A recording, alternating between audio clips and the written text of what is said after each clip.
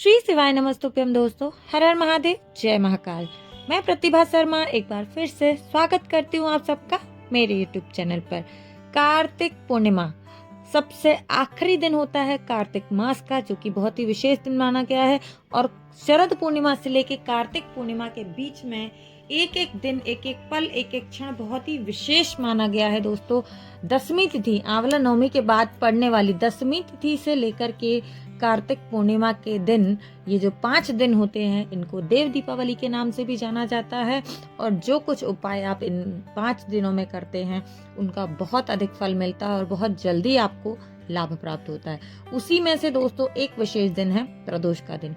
वैसे भी 12 माह में पड़ने वाली प्रदोष का अपना महत्व होता है, लेकिन कार्तिक मास में जो प्रदोष आती है वो अपने आप में विशेष हो जाती है, उसका अपना महत्व हो जाता है और बहुत ज्यादा ये विशेष हो जाती है बाकी मासिक शिवरात्रि या मासिक प्रदोष से।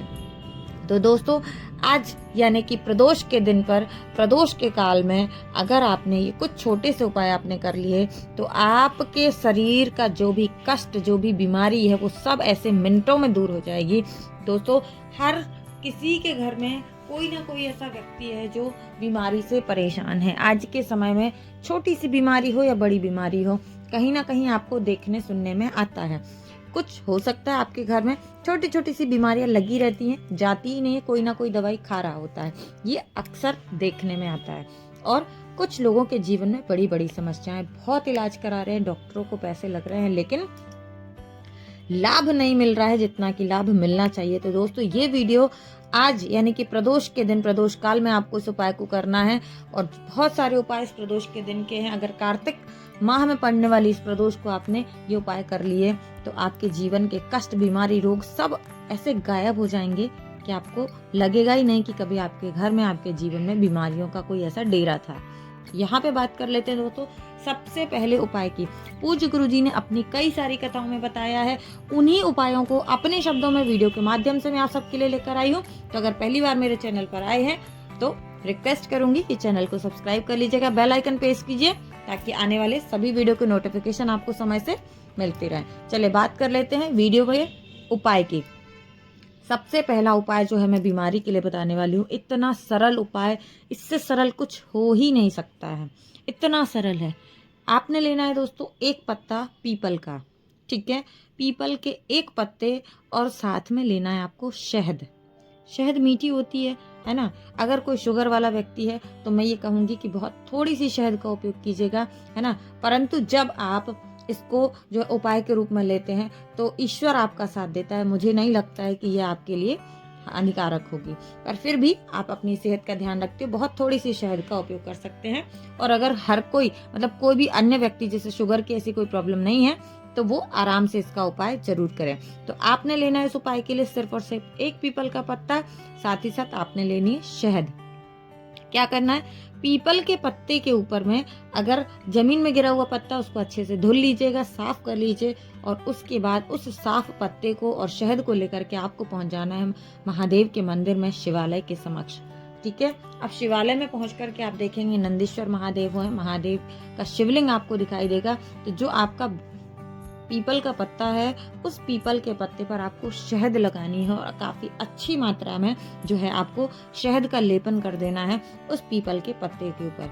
और इसके बाद क्या करना है, आपने जो पीपल के पत्ते पे आपने शहद लगाई है दोस्तों, वो पीपल का पत्ता महादेव के शिवलिंग के ऊपर आपने समर्पित कर देना है। ध्यान देने वाली बात यह है कि जो शहद वाला भाग है वो महादेव को स्पर्श होना चाहिए। वो जो है वो आपको शहद वाला पत्ता महादेव के ऊपर रख देना है, ठीक है। और फिर उसके ऊपर से ही आपको 1 लोटा तांबे का शुद्ध जल महादेव के ऊपर चढ़ा देना है। कितना सरल सा उपाय है। इतना करने के बाद आपने क्या करना है, जो पीपल का पत्ता आपने महादेव के शिवलिंग के ऊपर समर्पित किया था दोस्तों, उस पत्ते को उठा लीजिए वहां से। अपनी पूजन करने के बाद में उस पत्ते को वहां से उठा करके आपको नंदीश्वर महादेव के पीछे खड़े होकर के वो शहद जो है, शहद उस पत्ते पे जो लगी हुई है, वो शहद आपको मंदिर में खड़े होकर ही चाट लेनी है पूरी तरीके से। और जो पत्ता है, फिर उस पत्ते को आप किसी भी वृक्ष के, कोई भी हरा भरा सा जो बड़ा सा वृक्ष हो, उसके नीचे आप फेंक सकते हैं। तो इससे अगर आपके सर का कैसा भी दर्द होगा, ठीक है दोस्तों, सर दर्द के लिए ये स्पेशली जो है वो उपाय है कि सर का आपको चाहे माइग्रेन का दर्द हो, चाहे कैसा भी दर्द हो आपके, आप सर दर्द के लिए इस पीपल के पत्ते और शहद के उपाय को करके देखिएगा।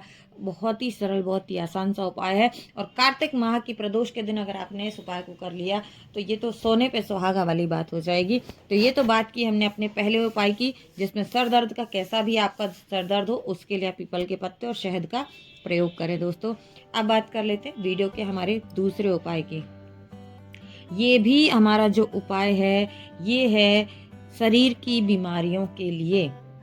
अगर आपके शरीर में कहीं पे भी दांत, खाज, खुजली जैसी कुछ समस्याएं हो गई हैं, किसी भी प्रकार का चर्म रोग आपके शरीर में हो गया है, स्किन पर कोई दाग बन रहे हैं, धब्बे बन रहे हैं, ऐसी किसी भी स्किन की समस्या से अगर आप परेशान हो रहे हैं तो ये उपाय आपको प्रदोष के दिन, प्रदोष काल में जरूर करना चाहिए। इतना सरल उपाय है, बहुत आसानी से किया जा सकता है और कोई भी इसे कर सकता है। तो अगर आपके जीवन में ऐसी कोई समस्या है या आपके किसी अपने के जीवन में ये समस्या आप देख रहे हैं दोस्तों, तो आपको ये उपाय करना ही चाहिए। इसके लिए आपने क्या करना है, बेनिफिट तो मैंने आपको बता दिया कि इस उपाय के बेनिफिट क्या हैं।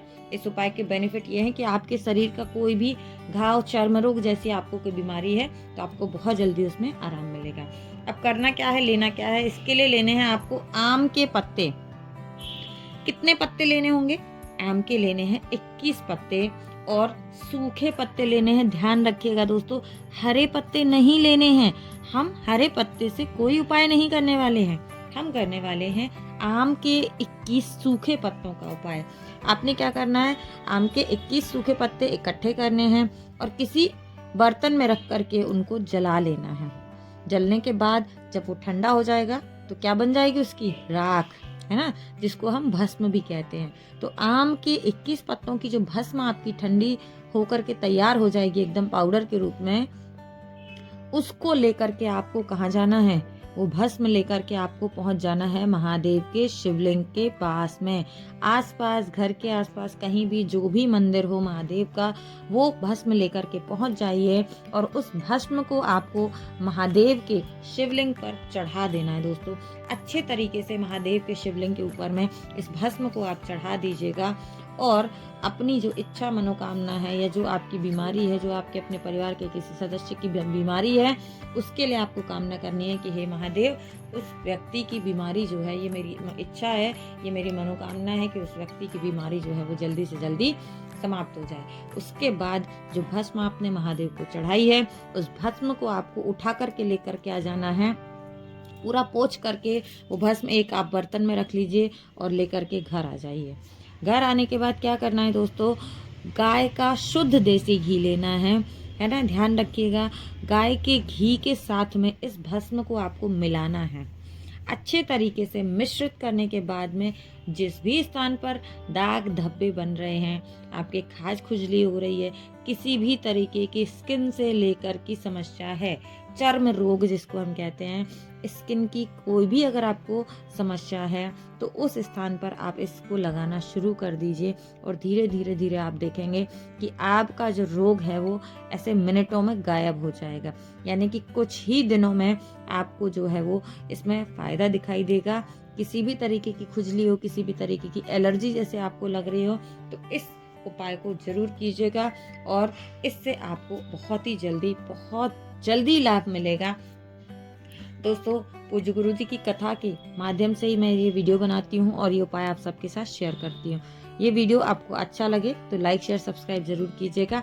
बात की हमने यहाँ पर 2 उपायों की, जो कि बहुत सरल, बहुत आसान से उपाय थे।